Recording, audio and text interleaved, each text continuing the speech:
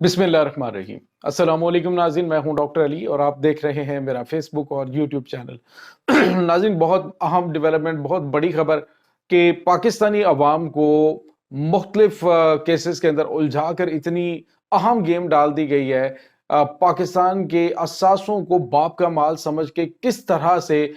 لوٹ سے لگا دی گئی ہے، اس کی تمام تر تفصیلات آپ کے ساتھ شیئر کریں گے۔ ناظرین، پاکستان کے اندر 350 ارب روپے کا ایک اہم ترین پروجیکٹ جو ہے اسے 50 ارب روپے میں، صرف 50 ارب روپے میں حکومت نے سیل کر دیا، جس کے بعد ایک انتہائی طاقتور آفیسر نے خط لکھا ہے، اور خط جو ہے مختلف محکموں کو لکھا گیا ہے۔ کیا کسی کو ہوش آئے گا پاکستانیوں کے اس پاکستان کے اہم ترین سرمایہ کو لوٹنے والوں کے پیچھے کوئی جائے گا یا نہیں؟ اور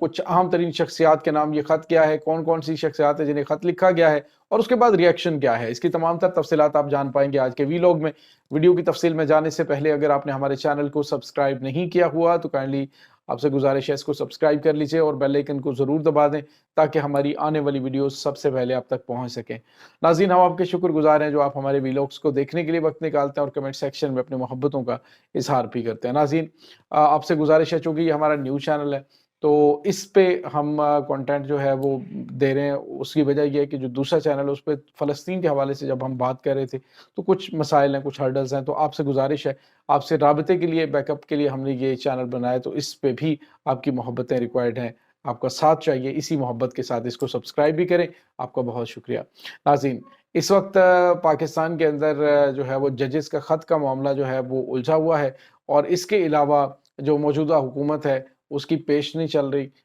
اس کے معاملات جو ہے وہ الگ سے پریشان کن ہے۔ دوسری جانب آئی ایم ایف کی جانب سے پاکستان سے ڈو مور کے مطالبات کیے جا رہے ہیں، اور انہی مطالبات کے لیے پاکستان کے جو اس وقت وفاقی وزیر اطلاعات و نشریات ہیں تارڑ صاحب، انہوں نے کہا جی کہ جو مرضی ہو جائے، پاکستان کے اثاثے تو بک کے رہیں گے، جی پاکستان کے اثاثے بیچنے ہیں، آئی ایم ایف نے کہہ دیا ہے تو یہ بکیں گے۔ حالانکہ پیپلز پارٹی کی جانب سے کہا گیا تھا کہ جو پی آئی اے کو بیچا جا رہا ہے تو اس کو اگر بیچنے کی بجائے ہم جو پرائیویٹ سرمایہ کار ہے اس کو ساتھ ایڈ کر لیں تو پھر جو ہے وہ اس کو منافع بخش بنایا جا سکتا ہے، نئے سرے سے اس کو جو ہے وہ سیٹ کیا جا سکتا ہے۔ لیکن انہوں نے کہا نہ نہ، آئی ایم ایف نے کہہ دیا تو پھر اثاثے بکیں گے، اور ناظرین اب اثاثے بکنا شروع ہو گئے اور لوٹ سیل لگا دیا۔ باپ کا مال بھی ایسے کوئی نہیں لٹاتا، لیکن ناظرین افسوسناک بات یہ ہے کہ پاکستان کے حکمران جو ہیں، جو اس وقت اقتدار میں بیٹھے ہوئے ہیں، انہوں نے کبھی پاکستان کے حوالے سے سوچا نہیں ہے۔ متعدد مرتبہ آپ دیکھیں کہ پروجیکٹس ایسے لانچ کیے گئے، ایسے پروجیکٹس لانچ کیے گئے، اس کے پیچھے کمپنیاں بھی اپنی بنائی گئیں جو کہ آف شور کمپنیاں تھیں جن کو جانتا کوئی نہیں تھا، اور پاکستان کو اس انداز سے چونا لگایا گیا کہ یہ میٹرو ہم بنا رہے ہیں، اگر میٹرو ہم مقررہ مدت تک نہ بنا پائے تو پھر جو ہے وہ ہم یومیہ اتنا جرمانہ دیں گے، اور پہلے اس کا جو ہے وہ سروے کروا لیا تھا جی کہ اتنے عرصے میں اس نے مکمل نہیں ہونا، اتنے عرصے میں ہوگی، اور اتنا عرصہ جب مکمل نہیں ہوگی تو پر ڈے کے حساب سے ہم جرمانہ آپ کو دیا کریں گے، اور وہ جرمانہ جو ہے وہ انہی کی جیب میں جاتا رہا۔ تو یہ ناظرین پاکستان کے ساتھ المیہ ہو رہا ہے۔ اب ہوا یہ ہے ناظرین کہ جو اداروں کو بیچنے کا سلسلہ شروع ہوا ہے تو اس میں ایک اہم ترین پروجیکٹ ہے والٹن ایئرپورٹ ہے ناظرین، یہ لاہور کے اندر ہے اور بڑا اہم ترین یہ ایئرپورٹ ہے، اس کو ناظرین بیچ دیا گیا ہے، اور بیچا گیا ہے کتنے میں؟ صرف 50 ارب روپے میں۔ یہ پروجیکٹ پتہ کتنے کا ہے؟ کتنے کا یہ بنا تھا پروجیکٹ؟ یہ 350 ارب روپے کا پروجیکٹ ہے، اور اس کو بیچ دیا گیا 50 ارب روپے میں۔ اب اس سے بڑی جو ہے وہ آپ ڈکیتی اور کیا کہیں گے کہ اس کے پیچھے بھی آپ کو پتا ہے یا تو کمیشن مافیا ہوگا درمیان کے اندر، یا پھر جن کو دیا گیا ہے وہ بھی کوئی انہی کے اندر سے ہی کوئی سلسلہ ہوگا۔ یہ بات جب اگر انکوائری ہوئی فیئر تو پتہ لگ جائے گا، یا پھر اگلی حکومت میں آئے گی تو پھر دھوتیاں کھلیں گی، ادروائز اس حکومت کے اندر تو اپنے خلاف تو کوئی نہیں کام کرتا نا۔ تو اب ناظرین یہ سلسلہ ہوا ہے کہ 350 ارب روپے کی چیز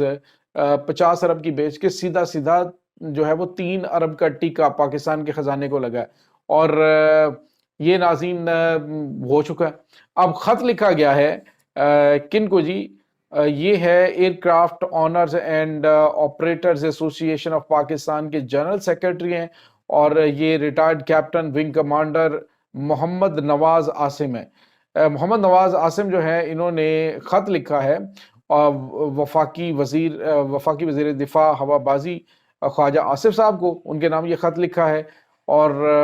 اس کے علاوہ جناب خط کے اندر بڑے ہی عام ترین انکشافات کیے ہیں، اور اس کے بعد انہوں نے یہ خط جو ہے اس کی کاپیاں چیئرمین SIFC انہیں بھیجی، اور اس کے علاوہ خط کی جو کاپی ہے وہ چیئرمین نیب کو بھیجی ہے، خط کی کاپی DG FIA کو بھیجی ہے، اور سینٹ کی کمیٹی کو بھی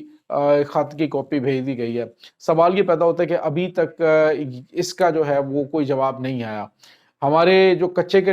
پاکستان کے اندر ڈاکو ہیں انہوں نے تو تہلکہ مچائی ہوا ہے، لیکن جو پکے کے ڈاکو ہیں وہ تو پھر یوں کر کے ہاتھ مارتے ہیں اور ہونج ہانج کے ہر چیز جو ہے وہ لے جاتے ہیں اور کہتے ہیں جی کہ ہمارا تو یہ ہے سلسلہ۔ اور اس لیے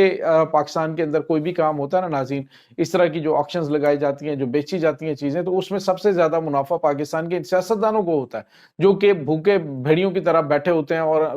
انداز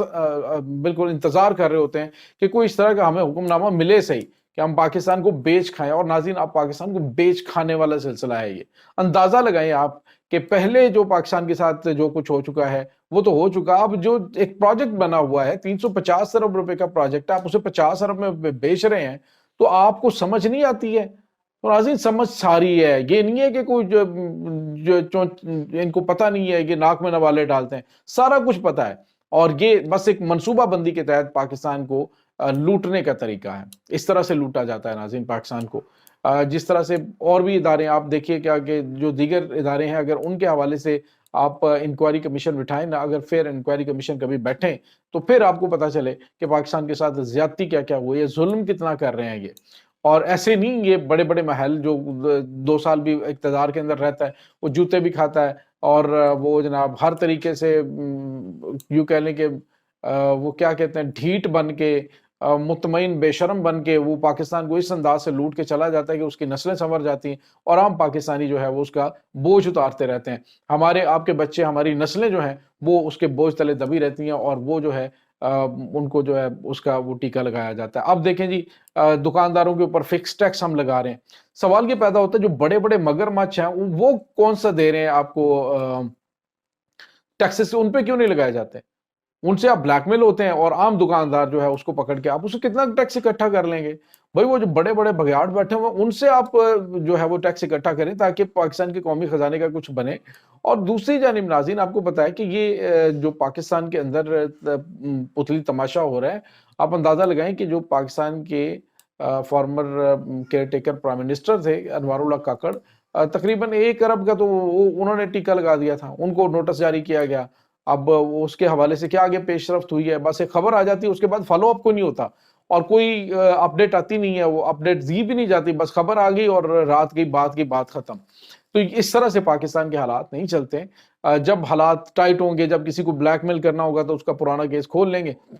اور کھول کے اسے کہیں گے ہاں بھی اب ہماری بات مانو۔ تو اس طرح سے ممالک نہیں چلتے، اس طرح سے ملک ڈیفالٹ ہوتے ہیں، ملک تباہ ہوتے ہیں، برباد ہوتے ہیں۔ آپ نے دیکھ لیا پاکستان کے اوپر جو قرضہ چڑھا ہے، 87 ارب ڈالر پاکستان کے اوپر چڑھ گیا ہے، وہ ایسے تو نہیں چڑھ گیا، وہ میں نے اور آپ نے تو نہیں کھایا، آپ کے بچوں نے، میرے بچوں نے تو نہیں کھایا۔ بھائی ہم لوگ تو کیا کرتے ہیں، پیسہ کماتے ہیں تاکہ ہماری جو سفید پوشی ہے وہ قائم رہ سکے، لیکن پیسہ کماتے ہیں اپنی نسلیں بنانے کے لیے، وہ یہ لوگ کماتے ہیں جس طرح سے یہ ٹیکہ لگایا گیا ہے بولٹن کے اندر۔ تو ناظرین، اس تمام صورتحال کے اندر آپ کا کیا کہنا ہے؟ کمنٹ سیکشن میں اپنے خیالات کا اظہار ضرور کیجیے گا۔ انشاءاللہ بہت جلد ملتے ہیں ایک نئی ویڈیو میں، تب تک کے لیے اپنا بہت سارا خیال رکھیے گا۔ اللہ وارث۔